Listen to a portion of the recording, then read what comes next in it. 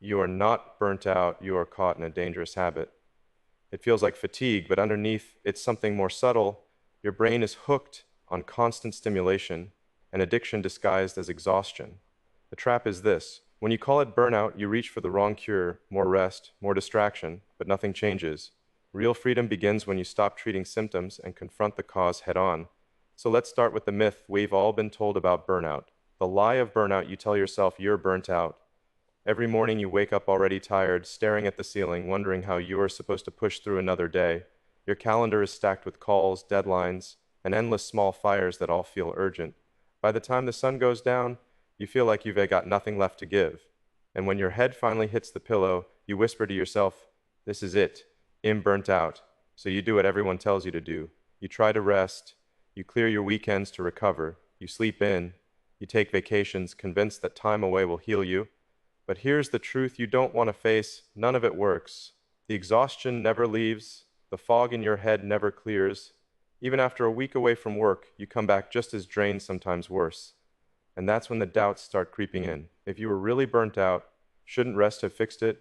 Isn't that the cure you've been promised? Step away, relax, recharge. But you're not recharged. You're restless. The more you try to rest, the more agitated you feel. It doesn't add up, does it? Burnout, the way people describe it, is a collapse from doing too much. So why does doing less make you feel worse? Why does so-called rest leave you even more empty? It's like trying to fill a cracked glass. No matter how much water you pour in, it leaks out instantly. That's when the realization starts to hit. What if you're not burnt out at all? What if you've been labeling the problem wrong from the very beginning? Because if the cure doesn't work, maybe the diagnosis is a lie. The world throws the word burnout around like candy. It's become a badge we wear whenever life feels heavy. Tired, burnout; distracted, burnout; unmotivated, burnout. But here's the truth most people never see. If it were really burnout, rest would fix it. And it never does. Your brain isn't shutting down from too much work. It's buzzing, overstimulated, like an engine running hot long after you've turned off the ignition. Your body is tired, yes, but your mind? Your mind is hooked on something you haven't named yet. And once you finally see what that something is, everything changes. Because the problem isn't burnout. The problem is addiction, the dangerous habit the truth hits you on nights when you can't fall asleep. Your body is heavy, begging for rest, but your mind won't shut down. You've spent the entire day glued to screens, bouncing between emails, texts, calls, and when work is over, you don't stop. You scroll through social media, check notifications, watch clips, and keep feeding your brain little jolts of stimulation. And by midnight, even though you're worn out, you can't turn it off. That's when it dawns on you. You're not drained from doing too much meaningful work. You're wired from doing too much of nothing that matters. Your brain isn't resting because you've trained it to chase constant hits of novelty: new posts, new likes, new updates. You've rewired yourself to need stimulation every few seconds just to feel okay. At first, you don't even see the habit. You call it downtime. You tell yourself you're just relaxing, just checking in, just unwinding. But the truth is, you can't stop. Every quiet moment, you reach for it. Standing in line, you check your phone. Walking to the kitchen, you check your phone. Lying in bed with nothing urgent to do, you still check your phone. You are not resting, you are feeding an addiction. And the scariest part, it doesn't feel destructive. Unlike alcohol or drugs, this habit looks harmless. Everyone around you is doing the same thing: scrolling, swiping, refreshing, clicking. It's normal. But that's what makes it so dangerous, because what's normal can still be killing you slowly. The truth is, this isn't burnout, this is dependency. You're not exhausted because your schedule is too full. You're exhausted because your attention is fractured. You're not collapsing from overwork. You're collapsing because your brain is hooked on cheap dopamine, and it hides behind the word burnout. And once you finally see it for what it is, you can't unsee it. Because here's the truth: you're not burnt out. You're addicted. Addicted to stimulation so shallow it robs you of real energy. Addicted to noise that feels like rest but leaves you more restless. Addicted to distraction that disguises itself as relief but drains you from the inside out. That's the habit no one talks about. That's the addiction hiding behind the word burnout. The hidden cost: you tell yourself you're resting. Late at night, you sink into the couch with your phone in hand, convinced you're winding down. 5 minutes of scrolling turns into an hour. One video becomes 10. You whisper, "This is how I relax, this is how I recharge." But when you finally put the phone down and close your eyes, your mind refuses to rest. Your body is heavy, desperate for sleep. but your brain is buzzing, still replaying the noise you just consumed. The next morning, you wake up groggy, almost hungover from the night before. You reach for coffee, hoping it will shock your system awake. Maybe it works for a little while, but by mid-afternoon, you're dragging again, propped up by sugar and quick fixes that never last. And when evening comes, the cycle repeats itself, drained during the day, overstimulated at night, stuck in a loop you can't break. Here's the dangerous part: it doesn't feel destructive in the moment. It never does. A few minutes of scrolling here, a couple of videos there, checking your inbox, just in. Ace. It all feels small, harmless, justified. Everyone else is doing the same thing, so how bad could it be? But what you don't realize is that every little hit is stacking up, rewiring your brain to expect constant novelty, constant stimulation. And silence, real silence, starts to feel unbearable. And then the cracks appear.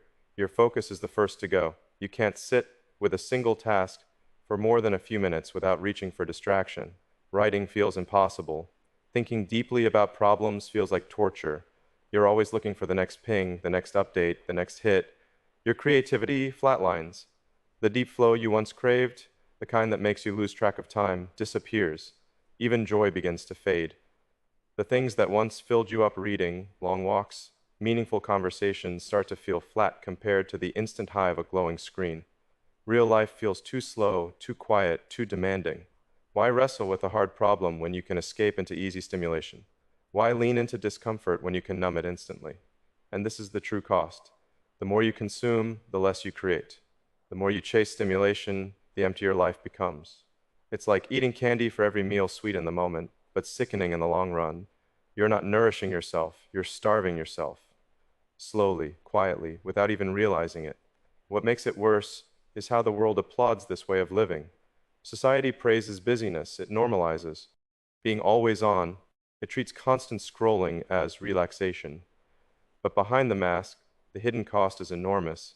Broken sleep, fractured focus, shallow energy, and a mind that can no longer sit still long enough to recover. And that's when you finally face the truth. You're not burnt out. Burnout implies collapse from working too hard. But you're not collapsing, you're leaking. Every ounce of energy, every drop of focus, every bit of clarity is being drained by a habit you thought was harmless.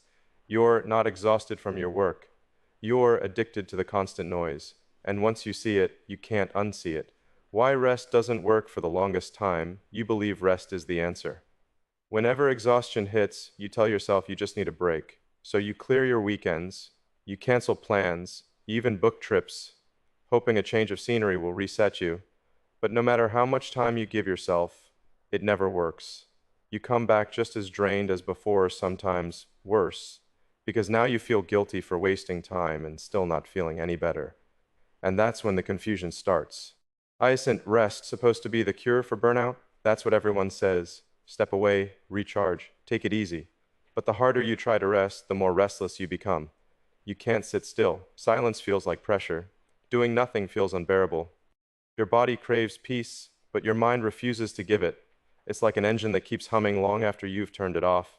And then the truth begins to sink in. Rest doesn't work if your brain is addicted to noise. You can take a week off, you can lie on a beach, you can sleep 10 hours a night. But if your mind is still wired to chase constant stimulation, rest doesn't feel like peace. It feels like withdrawal. That's why you mistake it for burnout. You think you need more time off, but what you really need is less of the very habit that keeps frying your brain. Think about it. On vacation, you sit by the pool with a book in your hands, determined to slow down. But within minutes, the book is forgotten, and your phone is back in your hand. You check your messages. You scroll through feeds. You watch highlights of other people's lives while ignoring your own. And when the trip ends, you wonder why you don't feel renewed.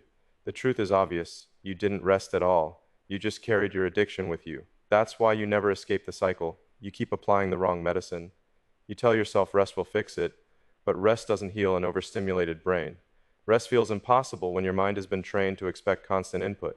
And because silence feels so unbearable, you sabotage your own recovery. You try to rest by scrolling. You try to recharge by consuming more noise. You try to heal by feeding the very addiction that's draining you. It's like trying to quench your thirst by drinking salt water.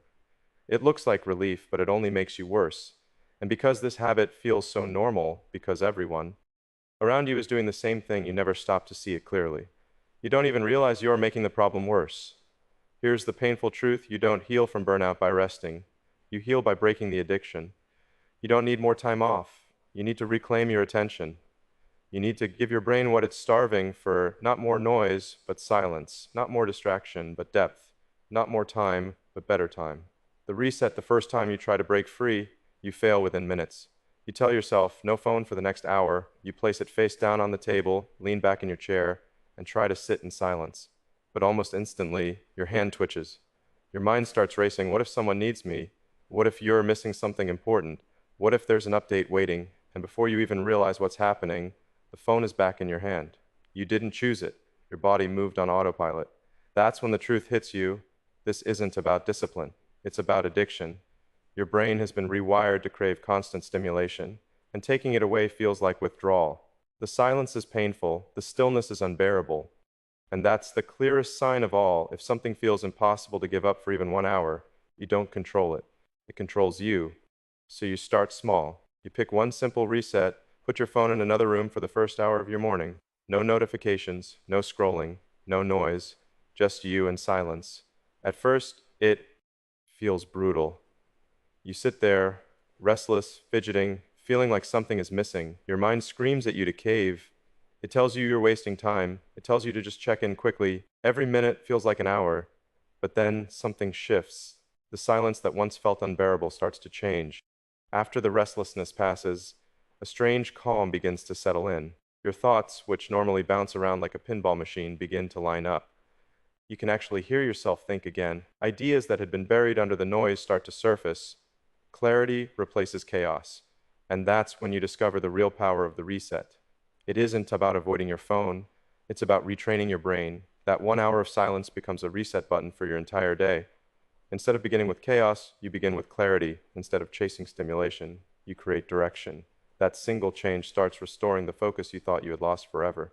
The reset shows you something life-changing. You don't need to escape your life to recover. You don't need a vacation, a week off, or more hours of sleep. What you need is one protected hour where your brain isn't fed by noise. 1 hour where you reclaim control. And once you taste that clarity, you'll never want to go back. The escape system, the reset, gives you a glimpse of freedom. For the first time in years, you feel clarity breaking through the fog. But soon you learn something painful. One reset isn't enough. Addiction doesn't surrender that easily. The moment you slip, the moment you tell yourself, just 5 minutes, the habit comes rushing back like it never left. That's when you realize you need more than a reset. You need a system, something stronger than willpower, because willpower fails, discipline fades. But systems protect you when your own mind tries to sabotage you. The first step is identifying your triggers. Pay attention to the moments you reach for your phone without thinking. It's always the same: when you feel bored, when you feel stressed, when you don't know what to do next. The addiction isn't random, it's a reflex. Your brain has learned to escape discomfort by drowning it in stimulation. The second step is replacing the reflex. Instead of grabbing your phone the moment restlessness hits, you reach for something else: a notebook, a pen, even a glass of water. You tell yourself, before I touch my phone, I'll do this one thing first. Sometimes you write down a thought. Sometimes you stretch. It doesn't matter. What matters is breaking the automatic loop. The third step is creating a sacred hour. Every morning, no matter what, you carve out 1 hour where your brain receives no input. No phone, no email, no news. Just you, your thoughts, and the problem that matters most. At first, it feels uncomfortable, but over time, that hour becomes the most powerful part of your day. It becomes your anchor, your reset, your proof that you can live without the noise. The fourth step is guarding the gateways. You turn off notifications. You remove apps that suck you in. You make your environment beg for focus instead of distraction. Because here's the truth: if your brain sees chaos, it will feel chaos. But if your space signals calm, it becomes easier to stay in control. None of this is easy. Every part of you wants to go back. Your brain screams for quick hits of dopamine. It whispers that you're missing something, that you're falling behind, that you can't afford to disconnect. That's how addiction works. It convinces you that slavery is safety. But the system gives you strength. It stops being about willpower and starts being about design. The more you follow it, the stronger you feel. Slowly, you start to see the results. Your focus returns. Your energy rebuilds. Your mind sharpens in ways you thought were gone forever. The escape system doesn't just help you break the habit. It helps you take your life back.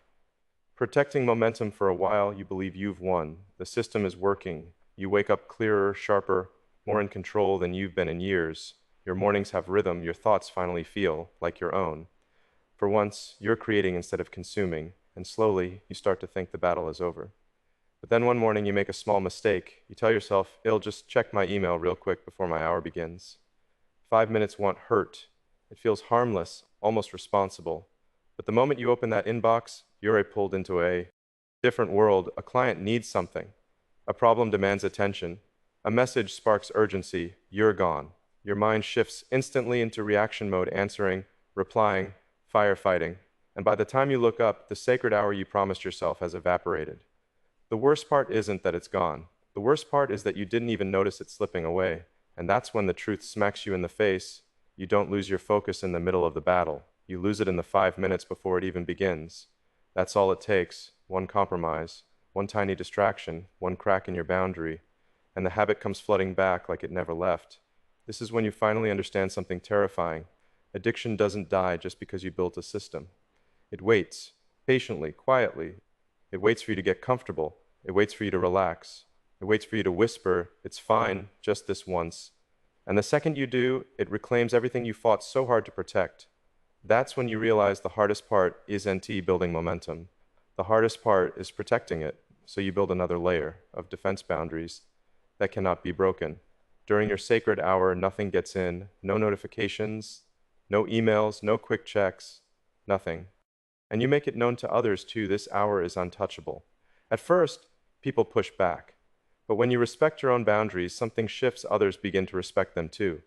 But the toughest battle isn't with them. It's with you. Because your brain whispers constantly, "Skip it today, you've earned a break, you're too busy, you'll get back on track tomorrow." That's the voice that kills progress, not laziness, not weakness. That soft, convincing whisper that says it's safe to betray yourself. Protecting momentum means fighting that voice every single day. It means reminding yourself that one slip can erase weeks of progress. It means treating your focus like something sacred, too valuable to trade for shallow hits of distraction. And here's the reward: the more you protect it, the easier it gets. What starts as a brutal fight begins to feel like rhythm. What once felt like iron discipline slowly becomes part of your identity. You stop waking up wondering if you'll keep the habit. You wake up knowing it's who you are now. And that's when it clicks. The real cure was never just the system itself. The real cure is in who you are becoming because of it. Identity shift at first, it's all about rules. Don't touch your phone in the morning, protect one sacred hour, remove distractions, follow the system at all costs. Those rules keep you standing when your legs feel shaky. They're the training wheels that stop you from falling back into the cycle. But rules only take you so far, and one day you realize something deeper is happening. It's no longer just about what you do, it's about who you're becoming. When you tell yourself you're burnt out, you act like a victim. You convince yourself you're powerless. You whisper that you just need more breaks, more time off, more rest. And because you believe that story, you live it. You keep waiting for life to lighten its load. You keep waiting for the world to give you permission to recover. You keep waiting for a miracle that never comes. But the moment you see the truth that you're not burnt out, you're addicted, the story changes. Burnout makes you feel weak. Addiction makes you realize you've been handing your power away. And if you've been giving it away, then you can take it back. That single shift changes everything. The real transformation begins when you stop seeing yourself as someone fighting distraction and start seeing yourself as someone who no longer needs it. You are not the person struggling to avoid your phone anymore. You become the person who thrives without it. You are not the one drained by noise anymore. You become the one fueled by silence. You are not reacting to the world anymore. You are directing it. And that identity shift is what changes everything. Suddenly, your energy stops leaking through the cracks. Your focus doesn't feel fragile anymore, like it could be broken at any second. You can sit with yourself without fidgeting, without running, without reaching for an escape. You can work deeply, think clearly, and actually enjoy the quiet again. For the first time in years, you're not running from something. You're building towards something. And here's the truth. You don't beat addiction with willpower alone. Willpower is fragile. Rules can be bent. Habits can slip. You beat addiction by changing your identity, by becoming someone new. You stop being the person who craves the cheap hit because you've tasted something better: clarity, focus, momentum, presence. Once you've experienced that, once you've lived with that kind of power, you'll never want to go back. Because here's the reality: you were never burnt out, you were never broken, you were never weak, you were addicted. And the moment you stop calling it burnout, the moment you stop feeding it with more noise, the moment you decide to become someone different, that's the moment everything changes. That's the moment you get your life back, the moment everything changes. You're not burnt out, you're addicted. Addicted to noise, addicted to constant stimulation, addicted to the shallow habits that disguise themselves as rest while quietly draining the life out of you.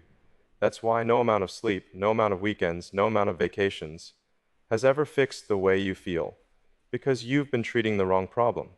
The cure isn't more rest. The cure is freedom. The moment you stop feeding the addiction, you start to remember who you are without it. You stop leaking energy. You stop mistaking distraction for recovery.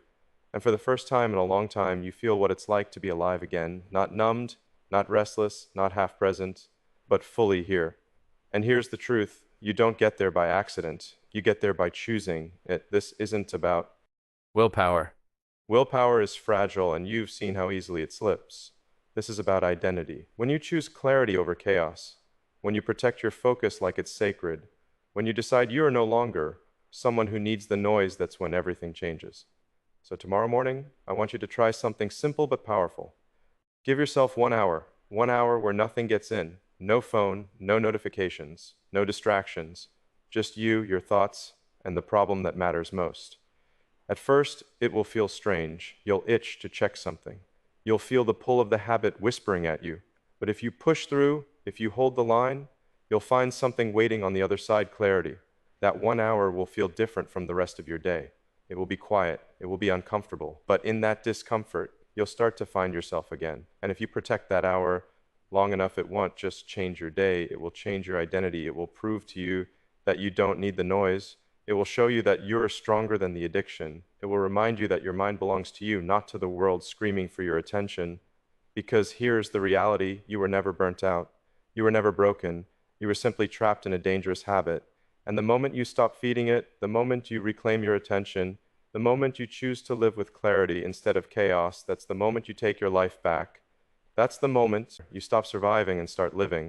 That's the moment everything changes.